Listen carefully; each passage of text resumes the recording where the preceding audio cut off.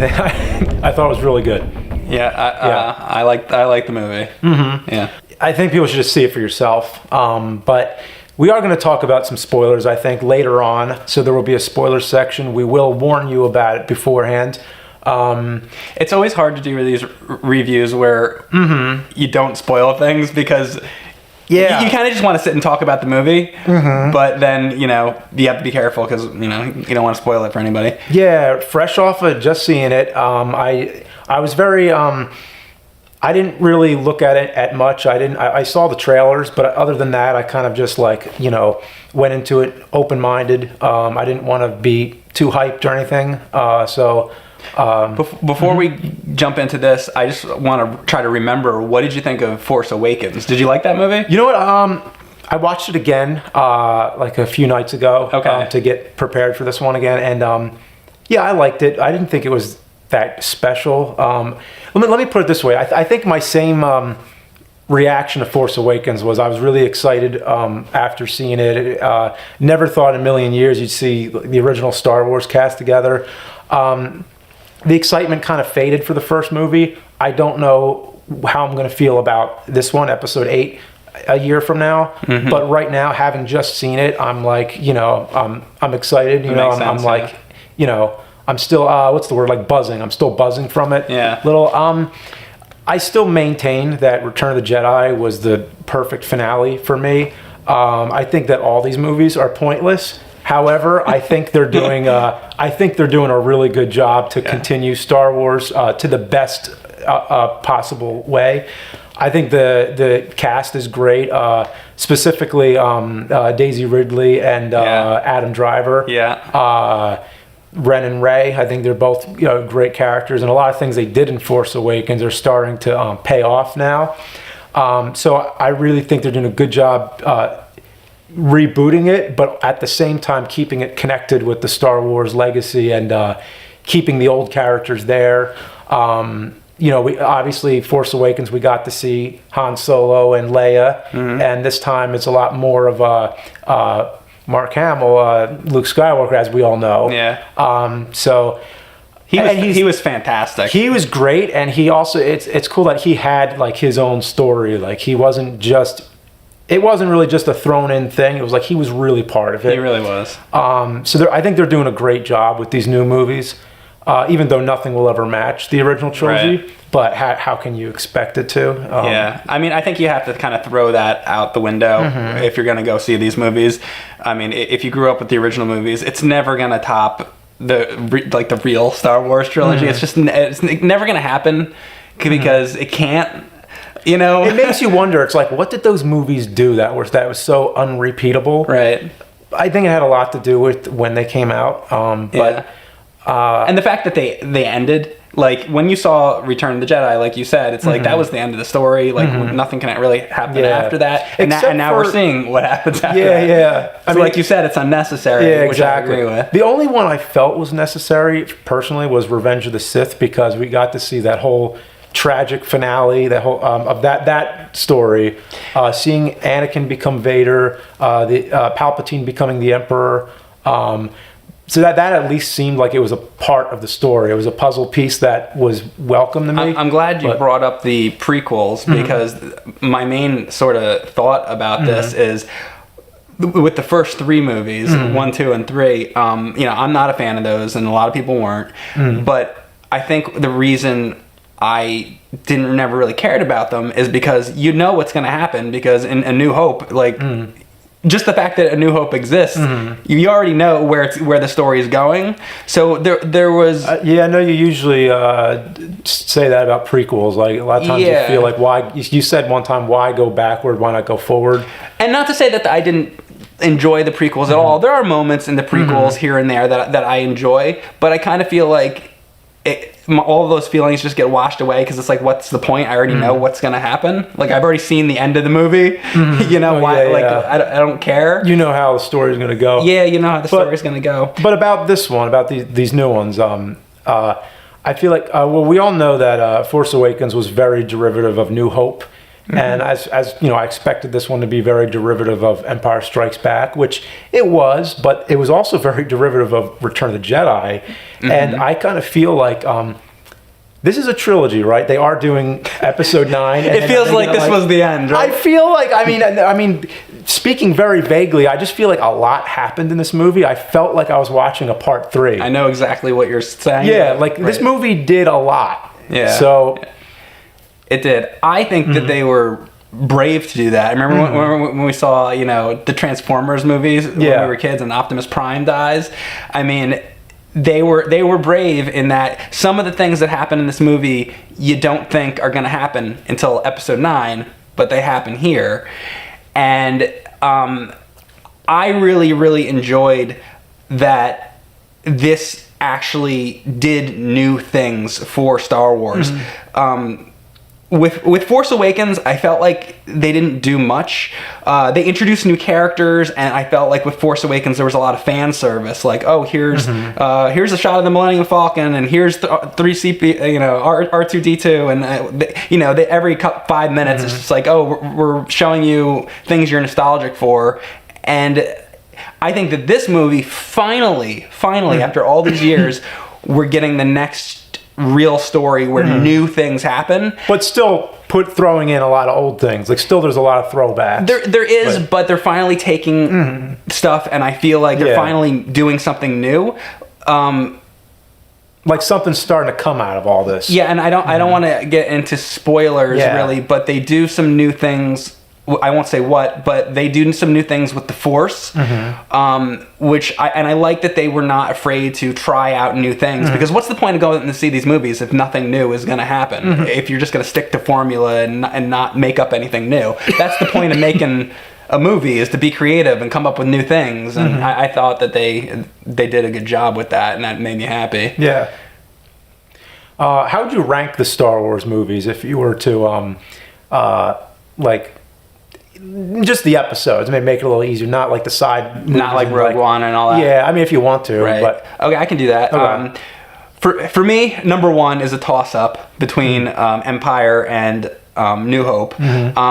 I always liked New Hope the best because it had moments in it that are my favorite moments. Like, I think my favorite moment in Star Wars is in New Hope, when Luke is like looking at the twin suns and all that, and there's just certain things that happen in the first movie that it's my favorite. But I love Empire probably just as much, so I'm gonna put Empire at number 2, but by a little bit, but they're both like incredible. Return of the Jedi I also love. It's a little bit lower for me though, because for a very long time I did find the Ewoks to be really, like, I didn't care for them. I found them kind of annoying. As a kid or like later? Just like always. I kind of still don't really like them. I never really I like certain things with them. Like, there's some good moments with them, but as a kid, I just never really liked them. And some of the things that happen in it, like, I think we had discussed, like, Harrison Ford's character in the movie was kind of like, he felt like he shouldn't have been there anymore. I love that he's in the last scene, but I do understand with the rest of it. Right. There were certain things for me that so anyway, I put Return of the Jedi for me as number 3. Although I do love it. The next one is going to be this movie, actually. Okay. I think that this was the best of all the new Star Wars movies. Followed by Force Awakens, I guess, and then the prequels. And with the prequels, it would be the third one. And then, I don't know, with the other two movies are just not good at all. So, I don't know, 2 and 1. 1 and 2 are definitely far down. I don't know. Like, Phantom Menace. You tie 1 and 2? They both suck. But, I'll put Phantom Menace at the bottom because you know what I hate? Actually, I do hate Phantom Menace the worst, because there's this, I can still not get over the moment with that Gun King shaking his head, going, woo, with the spit going everywhere. Think of that moment, and then think of, like, the best moments in Empire Strikes Back, and like that's Phantom Menace, and that's like, it's a terrible fucking movie. Most of the story was kind of pointless. Like, I don't think it needed to begin that early. It was kind of like taking us back a little too far. That's what I thought. I agree. And I think because they had 3, they had to fill, because it was episode 4, 5, and 6, so they had to do 1, 2, and 3. So I feel like it should have just been one movie. I think that would have been better. So what do you think? Anyway, for me personally, I think, I mean, I'm not being original here, but the original trilogy, way at the top, and for me, it's actually a toss-up between Empire and Jedi. Okay. With Empire Strikes Back taking the lead just a little bit, okay, and Return of the Jedi right under there, because I really loved the stuff with the Emperor in Return of the Jedi. I loved Luke coming to terms with his father. I thought it was a really great. Can I hear your reasoning for why you place Empire above it? Empire above it. I think it's the most consistent. I just think like all around, it's like the strongest movie. Yeah. It just like when everything's going wrong in it, like everything's. It's going like bad. a perfect movie. Yeah, it's like it's really dark, but it's a movie without an end. Really, it's like it's so it's kind of a cliffhanger and everything. But anyway, then New Hope right under Return of the Jedi, and then it gets complicated because then I think all the rest have their own strengths. So the next one for me is Revenge of the Sith, but just under that is this one, I think, and then Force Awakens, because I think the sequel trilogy, the sequel movies we're watching now, I think they're more consistent. Mm-hmm. I think the effects are better in them. Yeah. But so overall, they're kind of more consistent movies. But the strengths of Revenge of the Sith kind of beats it for me. Okay. And then you get really far down. I mean, like way below all of them. You get Attack of the Clones, and then way below that you get Phantom Menace. I think 1 and 2 are the only ones that to me were just you can throw them off the cliff. That's the only ones. Luke threw the thing off. Because all the rest and I mean Rogue One was kind of it had some great strengths, but it wasn't. It was uneven. Rogue One. Rogue One, yeah. They popped in a lot of like really terrible fan service in that. It's like, there's that character, and that movie to me was not very fun. Mm-hmm. It was. We already did. I thought it was okay. There were some amazing scenes. I would put it definitely above episodes 1 and 2. Oh well, but below everything else. Yeah, exactly. That's the same place I would put them. Yeah, above 1 and 2, but below everything else. Yeah, so that's ranking them. I think. Do you have anything else to say generically about The Last Jedi? Probably not. I guess the rest of the things I would have to say would probably be spoilers, I think. Yeah. Before we get into the spoilers, though, I want to say that I feel bad that there was a lot of movies that I really, really enjoyed this year that I've seen that I didn't review because there wasn't time, or that it wasn't like... I was prioritizing movies like this, like Star Wars or Justice League, big franchise films, because I feel like that's what people probably want to hear us talk about more. Mm-hmm. But there are 3 movies in particular that are sticking out in my head that I thought were great and that they should get mentioned, especially in the Star Wars review might help expose them a little more, because they're a little more obscure. But first of all, Disaster Artist was actually... not just my favorite movie this year, but probably my favorite movie since American Movie, and that was 2000. So, but my favorite movie the past 17 years, Disaster Artist. All these movies are personal preference, because I'm really about... I love movies about making movies. I love movies that really go into a character, like... Real Person. It's about Tommy Wiseau. I thought it was Wiseau, but it's Wiseau. You were telling me that you were, I think, equated it more to Ed Wood than it's American Movie. Yeah, because it's characters. It's not. Yeah, it's real a character, but it's a real person. Well, all these movies are real people, but Ed Wood. You have Johnny Depp playing Ed Wood. In this, you have James Franco playing Tommy Wiseau, and boy, it's just really amazing. I can't do it justice, but it's sort of. Boy, I don't know. I really just cannot do the movie justice. But you like that, and you think people should say it. I loved it. Yeah, I think if you like movies about making movies and you like really eccentric characters, go check it out. Then there's also a movie called Colossal. Loved Colossal. It is, to describe the plot would make it sound stupid. I'm kind of worried, like, how do I explain it? But it's basically about a girl played by Anne Hathaway who has a job at a bar, and she has like a really mean boss, but these are complicated characters. It's just a really interesting like relationship between the characters and everything. And so this boss is really mean to her, and she has all this frustration, which sort of manifests into this monster. There's like this giant monster that's attacking South Korea, and it appears when she is in a specific place at a specific time. Okay. And this monster does whatever she does. And then also her boss becomes a monster too, and as they're fighting, the monsters are fighting, and it's just a really interesting story. Has a great soundtrack by Bear McCreary, one of my favorites of his, and I think you should check it out. It's a little more obscure. I don't think enough people went to see it. Again, it's kind of I didn't even hear about it. I haven't seen it. There you go. Again, it's kind of like a personal preference thing, but it's better than the trailers suggest. I think like a lot of these movies, you just can't sum it up. And then also Blade Runner, I think, was really good. Blade Runner 2049. Really good sequel that matches the tone of the first movie, like spot on. A sequel I never thought we would get because and Han Solo's in it, right? Yeah, Harrison Ford appears in it. Yeah, so he's coming back in all these movies. Right. He doesn't appear till later in the movie, but when he's there, he's a big part. Blade Runner is a movie that didn't really have as much of a following when it came out. It sort of took a long time for it to get the how do I say, like the fan base. But it's there now, and it became like a cult classic. So. Yeah, it was like a cult thing, and I think it's really interesting. Has a lot of really good science fiction elements to it. Like there's a hologram girl, the Ryan Gosling character. He has like a relationship with a girl who's like artificial. She's a hologram, but the relationship is like very real, and I just thought it was really interesting.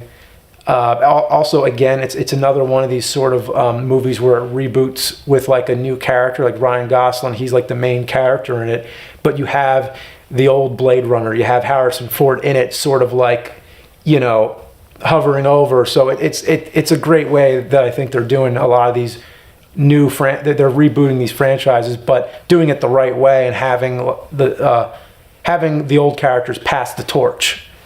And not to get even more off track of our Last Jedi review, but you mentioned another movie to me. All the ones that you just said, I actually haven't seen yet. Yeah. But James recommended to me the Jim Carrey, Andy Kaufman documentary, which I saw, and I Jim and did Andy. Enjoy. Yeah, it's called Jim and Andy. Yeah. It's basically all about it's on Netflix. It's all about the crazy stuff Jim Carrey did behind the scenes of Man on the Moon when he was playing Andy Kaufman.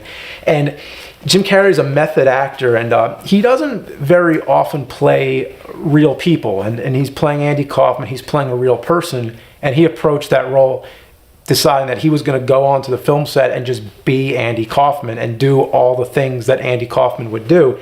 And the stuff that happened behind the scenes was a lot more interesting than the movie itself. Man on the Moon, pretty good movie, but the stuff that he did behind the scenes was just like, that was the movie right there. I was a big fan of it because I've been Andy Kaufman is one of my favorite personalities ever. Maybe my favorite personality totally ever. Like, avant-garde. He totally like broke grounds. I mean, my favorite television show of all time is the Late Night with David Letterman, and my favorite appearance ever on that show is some of Andy Kaufman's appearances. I mean, I couldn't be more of an Andy Kaufman fan, and that said, like Jim Carrey, what he did in that role, he did a phenomenal job playing him. He was possessed by Andy Kaufman. It wasn't even like, at what point is acting no longer acting? Is it just being? Yeah. Like the craziest part, he's talking about his Andy Kaufman's daughter, who never met Andy Kaufman,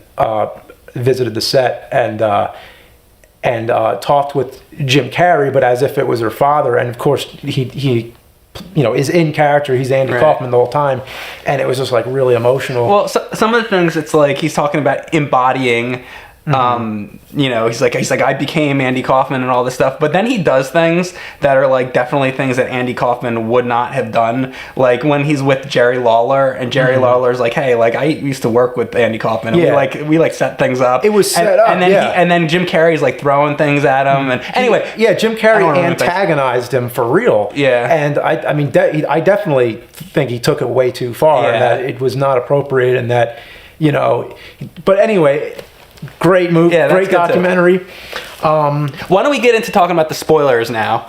Okay, we're gonna get back to Last Jedi, and we're gonna talk about spoilers. That was a good enough break, I think, for people to leave the video so we don't spoil anything. There you go. So, exactly. So again, this is gonna be spoilers for Last Jedi. You've been warned. Yeah. Now this is up to you, because I don't really. I feel like just go see the movie, but what do you think of? Okay, so some other things I want to say basically is Daisy Ridley. I think she's fantastic, phenomenal. Yeah, she was probably my favorite part of Force Awakens, and she really, I think, carries these movies. And you know, you have to have a likable personality to be the lead actor to make you like these movies, and she couldn't be more likable and like radiant. Like she like every second she's on screen, you're just like, wow, this is, and like very like a regular person. Like Mark Hamill in the original was like he was just this regular like young boy, right? And I think it's totally in that same kind of vein. And the only thing, the difference between them, I would say, is Daisy, the character. She seems very like perfect to me, where Mark Hamill as Luke seemed like he was flawed and whatever. So they're different characters. But anyway, she's fantastic. I think she couldn't have done a better job. Poe, I thought in this movie was much more interesting than he was in Force Awakens, because in this movie he learns a lesson early on in the movie. You know, he's being the cocky fly boy, blowing things up. Leia's like, you gotta stop this, like think before you leap, and this kind of stuff. And by the end of the movie, he changes as a character, and he learns, and you know. I thought that he was much more interesting in this movie than Force Awakens. He had a lot more going on. He did. Yeah. Other things. So, I guess Leia. Let's talk about Leia. One of the things that I always wanted, and I think we might have even said this in the Force Awakens review. I forget if we said it or not. One of the things I always wanted to see with Leia was some sort of her usage of the Force, because you got that. You did, because she is the child of Anakin Skywalker. I was real happy to see that too. Yeah, and we've seen Luke plenty use the Force, so why have we never seen Leia? So finally they did that. So I was really happy that they did that in the movie. I think that the moment might seem really ridiculous, and we are in the spoiler section, so I'm just going to say, if you've seen the movie, then she dies sort of, or it's like a fake out death, and then she sort of comes back to life as Superman and flies back into the ship, and I thought it was a good moment, because it's the only time we've ever seen her use the Force. Yeah. So I have another feeling about the whole thing though, is that it made me really sad. I'll tell you why. Maybe you see where I'm going with this, but that she had passed away. Well, we all know that Carrie Fisher passed away last year, just like barely a year ago, I think. And obviously, we're all sad about that. But seeing it in the movie reminded me of it a lot, because in the movie, when you see the character die, when you see Leia die, but then it turns out she didn't die. Like they kept her going. It kind of reminded me that you can't do that in real life. It's like you can bring a character back, but you can't bring back a real person. And that just reminded me. I was like, oh, Carrie Fisher's really gone, and I got like kind of choked up, Yeah. Like, don't you wish you could really bring them back? Yeah. Well, it's just the reality that's the story of Darth Plagueis, as they tell in Revenge of the Sith. You're right, and that's why Anakin is turned to the dark side, because he's convinced by Darth Sidious that he'll be able to bring Padme back if he can't protect her, and all that. And that would be a neat side movie if they made like the backstory of Darth Plagueis. And Darth Plagueis, we all know, is Jar Jar Binks. Oh, yeah. But George Lucas didn't get to do that because everybody hated him for good reason. And all that shit, getting his tongue stuck in the fucking... Although that Darth Jar Jar thing is interesting. It is, but... I haven't looked into that too much, but... I guess the main spoiler would be talking about Luke. So let's talk about Luke and what happens with him. So... in this movie, he's very much like Ben Kenobi, where he's like this hermit character, and he's old now, he's grumpy, he's a grouch, which is very different than what we're used to seeing Luke like. In like New Hope in the original trilogy, he's like Rey is now. He's the go-getter. He's full of spunk and all that. So to see him like this is a little off-putting. But you got to remember, this is a new trilogy. This is 30 years later, and he's devastated over the things that have happened. But by the end of the movie, it's the Luke we all know and love, because he sacrifices himself to save the people that he loves, which is... you couldn't be more Luke Skywalker than that. And I was happy that he did something like that. He didn't just have a meaningless death. He died to save his friends, which was perfect. And anything to say about Luke? I thought he was great. He was definitely of the old characters, like he was the highlight of all the characters. This movie. Yeah. I really loved the scene at the end with all the walkers. That was fantastic. Yeah, that was one of my favorite. I thought that was the best part of the movie. That was one of my favorite parts ever in Star Wars, actually. That I loved. It was a good highlight, but I mean, the movie matched it. I think it was a good all around movie. What else? I like that moment was a trick, because it reminded me back to the original New Hope, when they go into they're trying to sneak into the cantina, and he's like he does like it's perfect. And we are talking spoilers, so it was, I was half and half on that, because I liked that. It was like you said, good use of the Force that we had. Did you want him to actually be there? Exactly. I kind of felt like after it was like, oh man, like it wasn't really him. Right. I mean, it was. He did it. Yeah, he did it, but it was like he wasn't really there physically. Right. Like it was like, well, how would he have taken down all? He wouldn't have been able to. Yeah, so, that's why I'm half and half on it. Yeah. It's just like, it made sense. Like I was glad that there was a perfect reason why he wasn't, why he just withstanded the blast of all those walkers. Right. And everything. Like how he did it all. But it was like I kind of just wish it was really him in the scene. Right, I understand. Well, another thing.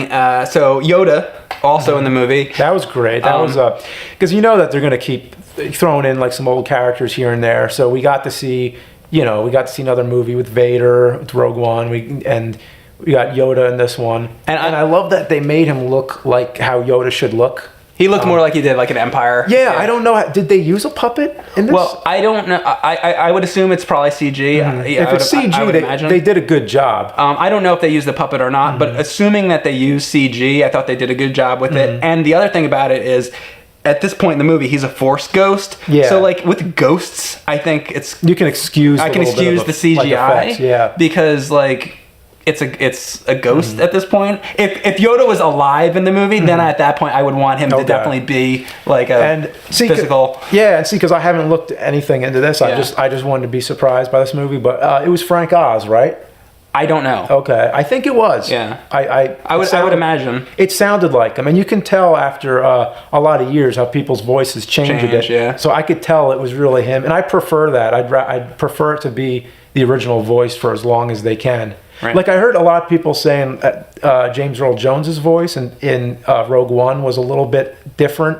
And it's like, well, you have to expect that. It was like with people's voices change over a long time. Right. I can't do a lot of the same character voices I did only like 20 years ago or so. So I just love that they get the real people to do this. Absolutely. Yeah. I totally agree. Yeah.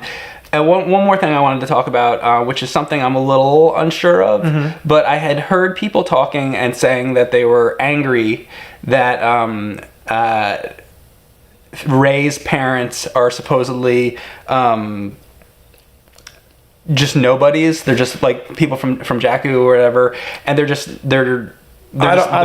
I don't believe it. Right. I don't believe that either, because who tells her that?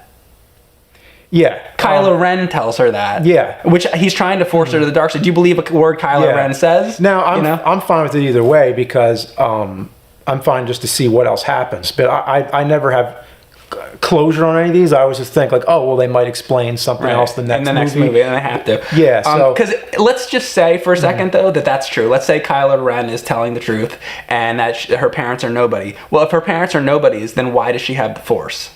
I feel like they're talking about like who she was raised by. Right. I think that's one possibility.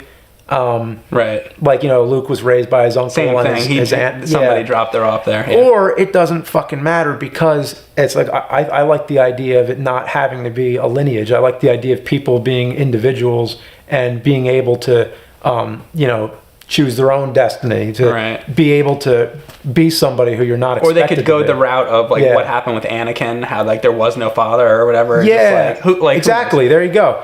Rey, I think her whole story is that she's like unexpected. It's just this unexpected, hero.